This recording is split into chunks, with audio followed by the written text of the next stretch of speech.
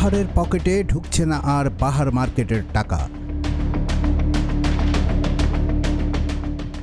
কুমিল্লার মানুষের কাছে বাহার মার্কেট নামে পরিচিত হয়ে ওঠা টাউন হল সুপার মার্কেটের ভাড়া এখন থেকে পাবে এর আসল মালিক বীরচন্দ্র গণপাঠাগার। গত ৩০ বছরে বীরচন্দ্র পাঠাগারকে প্রতি মাসে মাত্র ১০,০০০ টাকা ভাড়া দিতেন সাবেক এমপি বাহার। সেখানে এখন থেকে প্রতি মাসে প্রায় ১৮ লাখ টাকা ভাড়া পাবে বীরচন্দ্র গণপাঠাগার ও নগর মিলনায়তন। নতুন নির্দেশনা অনুযায়ী কুমিল্লার টাউন হল সুপারমার্কেটের সকল ভাড়া এখন থেকে গণপাঠাগারের ব্যাংক অ্যাকাউন্টে জমা দিতে হবে।